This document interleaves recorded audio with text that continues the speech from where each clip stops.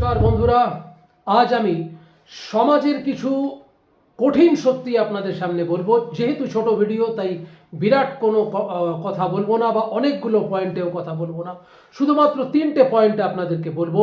Number 1 point হচ্ছে, দেখুন একটা কথা বলি, আমি বহুজনকে দেখেছি, কেউ অন্যভাবে নেবেন না, আমি মার্জনা চেয়ে নিচ্ছি। আমি বহুজনকে দেখেছি যারা বাড়িতে তর্ক বিতর্কে জড়িয়ে পড়েন।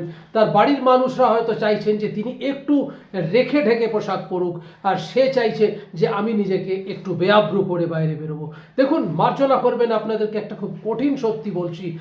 আপনাকে বেআব্রু দেখতে পছন্দ যিনি করছেন না, তিনি আর কেউ হন বা না হন, তিনি যে আপনার ভীষণ বড় আপনজন এটা ভুলে যাবেন না। আর আপনাকে একটু কেন, সম্পূর্ণ বেআব্রু দেখার জন্য গোটা সমাজ প্রস্তুত রয়েছে, আপনি বিশ্বাস করুন বা নাই করুন।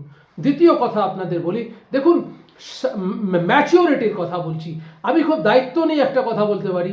একটি জায়গায় কলেজে, ধরুন একটি কলেজে 4টে ছোট ছোট মায়েরা বসে কিন্তু একে অপরকে খুব অনায়াসে বলে দিতে পারে যে তোর দাদার জন্য না আমি ভীষণ ক্র্যাশ খেয়ে গেছি, তোর দাদাকে আমার খুব ভালো লাগে। ভাইরাস 4টে কলেজ পড়ুয়া একসঙ্গে বসে, কোয়েশ্চেন ডাজ নট অ্যারাইজ, হতেই পারে না, সে বলতেই পারে না একটা বন্ধু আরেকজন বন্ধুকে বলতেই পারে না যে তোর বোন একদম মাস্ত আছে, তোর বোনকে আমার ভীষণ ভালো লাগে, এই কথাটা বলতেই পারবে না।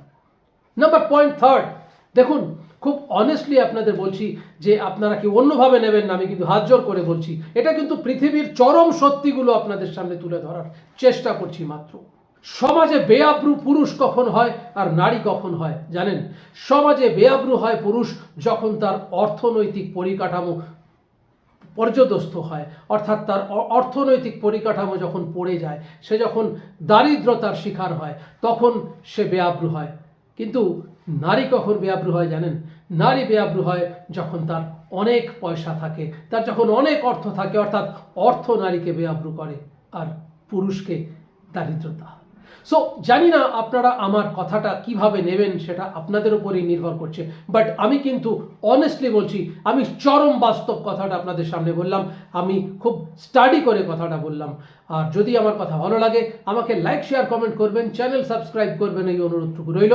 দেখতে থাকুন, সঙ্গে থাকুন। নমস্কার।